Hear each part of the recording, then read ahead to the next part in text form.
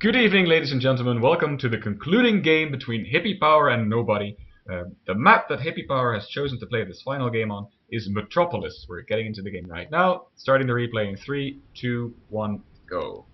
So, Metropolis. Metropolis. Yeah. Yeah, that's odd, isn't it, Frank? That is odd indeed because, as you should all know, Metropolis is not in the NSSL map pool. So, I'm not sure how this map got to be chosen, but it's actually, it shouldn't be played in the NSSL. But both players have contacted me about this. They made a mistake, but they agree that the game was valid. So for this time, the tournament administrators have agreed to let it slip. So this is actually a valid game, but to all you players out there, make sure to pick Metalopolis and not Metropolis if you're looking for a map that starts with an M. Because, well, if you play this map and you lose or you win, your opponent could say, well, it wasn't a valid match because it wasn't in the map pool, and they have a good point. So beware and pick the right maps. Make sure to look at the map pool that's on the website. But for now, this is just a game and we're going to cast it. The map is Metropolis, and both players are sending out a scouting probe to the close by land position. Yeah, so I don't know exactly. I've not seen this map played a lot, but I think it's not possible to spawn that spot for your opponent because the close by land position is so close. So I think it's just close by air or cross, actually. But these players, I don't think they know it as well. No, you're quite right. You cannot spawn close by ground. We see the probes passing each other in the dead center. Do you see that? Yeah. It's exactly in the middle of the map. Exactly in the middle. They give each other a slight little kiss. Little high so five. Cute. They're passing Little high five. by the GSL logo there.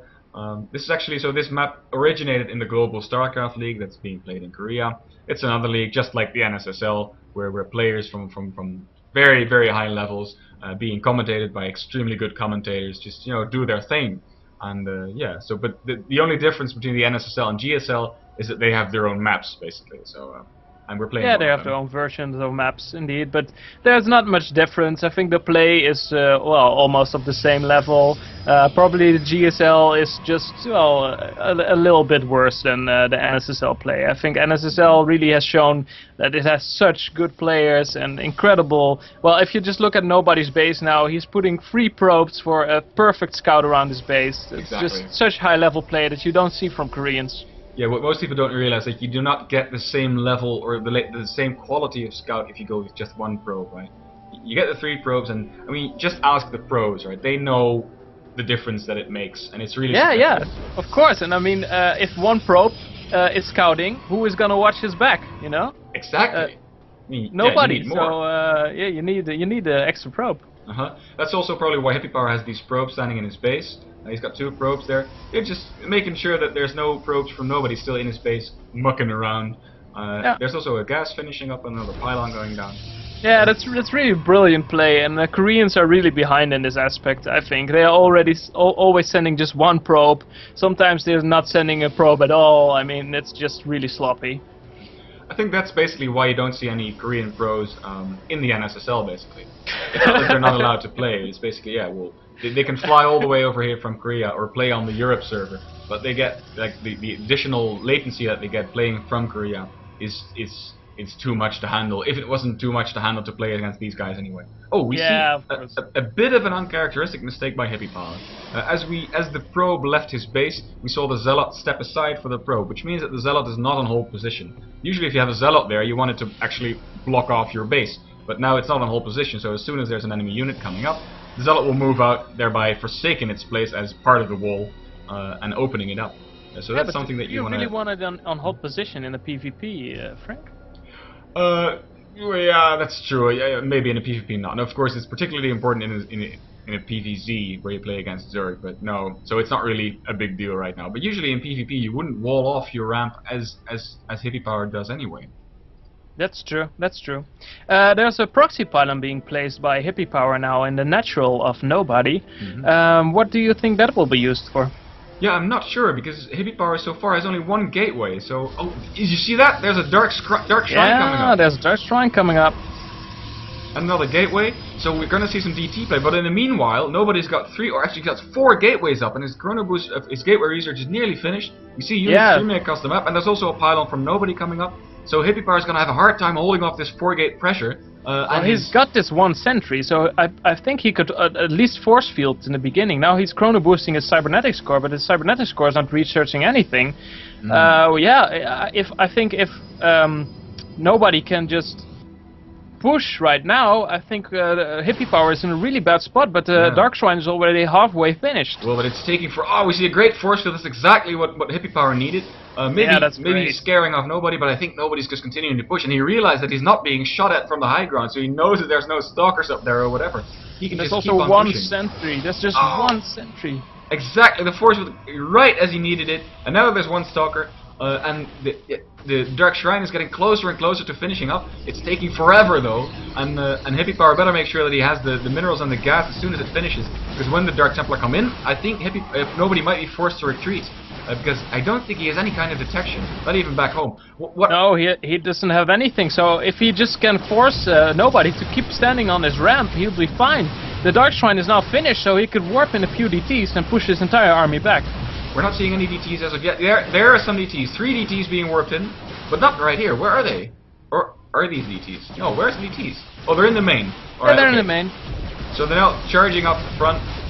Nobody's gonna realize that his stalkers are being mushed up by some DTs, and this gives him time actually to respond, unless Hippypower is fast and warps in a zealot at the proxy and walks into nobody's base. Nobody's now throwing up both the forge and the robotics facility. He really wants to get some detection up fast. But he's gonna have to wait the full duration of the construction time of both the forge and a cannon, or the robotics facility and an observer. This is so good by nobody. Nobody just decides, okay, I'm just gonna move into your base anyway. I mean, you can't have that much DTs everywhere, so I'm just gonna destroy all your workers. And now these DTs have to move back home. We see that nobody's running away with his probes, and he actually has enough money to build 2 extra Nexi, so he can just keep running with those probes and build buildings at whatever random spots. And Hippypower is going to have to send his DTs everywhere around the map in order to find those. The DTs are cleaning up the stalkers in Yeah, but all these probes are going down! It's only 4 probes for Hippypower.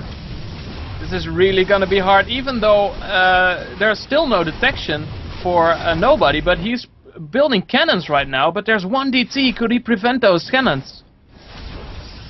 2 DTs now. There's 1 DT, 2 DTs. He's gonna have to chrono boost out and observe, but he's not doing that. He doesn't have the gas for it. He misses just 3 gas. There he goes. Now he's not mining the extra gas. If he only mines 3 more gas, he can chrono boost out an observer. That would. Yeah. So this cannon's almost finished. No, it's not getting finished. Oh, this will be really hard if nobody doesn't get any detection. Oh, here's the observer coming right now.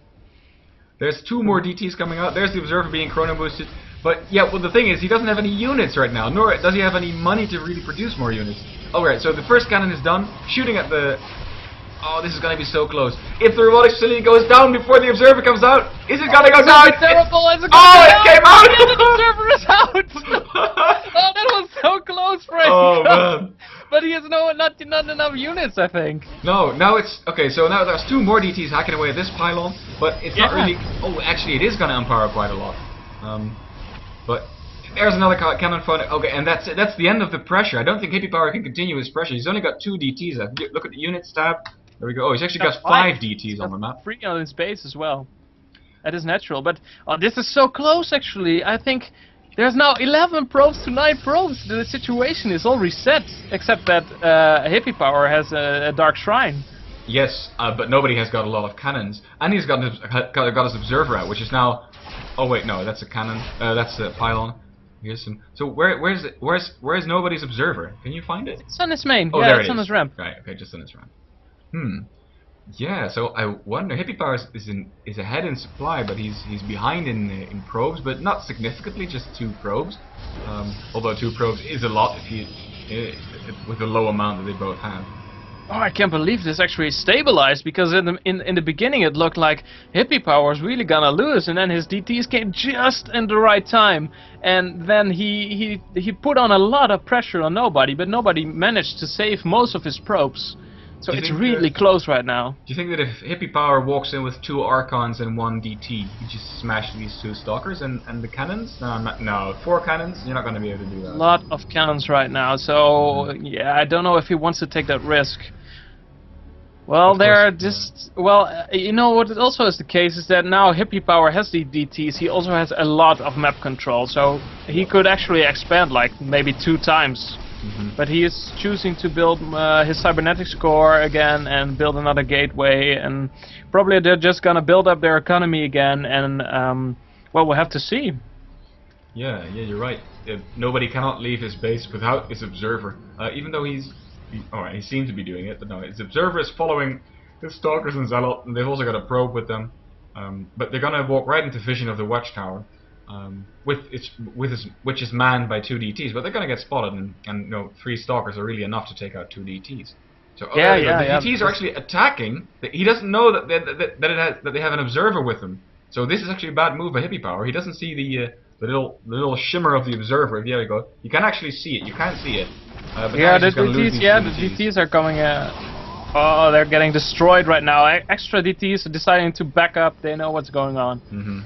But this is really hard now. Back in his base, Hippypower is putting on 2 more stalkers. But this is gonna be enough. Yeah, I'm not sure.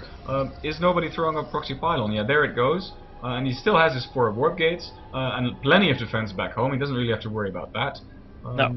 He is mining gas with only 2 probes, but he is going to be able to sustain his 4. Well, not really though. He still doesn't have enough probes to sustain 4 warp gates warping in non-stop. But there's more units coming up, and if you look at the unit stat, yeah, they're still somewhat equal in probes. Hippypower now throwing up a lot of pylons, and he's probably a pretty supply block. Yeah. Also now nobody has a big army, and he is deciding to walk up the ramp. Oh, but he lost Hippypower's Stalker coming with a on move. flank actually with the DTs, but they're being spotted and they can be taken out by the zealots. Yeah. All right. So this. Ooh. Yeah, this might actually be it. The sentries don't really do anything right now. They're not really damage dealing, and they cannot use their force fields to wall anyone off. Yeah, there we go. GG by Hippypower. It was a really close game, but in the end, that was really close. So exciting game, Frank. It really started off slow, but when these DTs and this 4 gate and these DTs came into play, it was really exciting. It could have gone either way. Yeah, you're right. So in the end, it's 2-1 for nobody. He wins 1 match in his group, which is Group 6. We're now seeing plenty of results coming in from all the groups, and which is a good thing because so far only about 25% of the games for Group Phase 1 have been played, even though there's only 2 weeks left. So we urge everybody to start playing their games. Look up your teammates and meet them on Battle.net and in battle for ire or the swarm or for whatever purpose you want to fight for. Alright, that was it for us. See you, Albert. See you in the next game, Frank.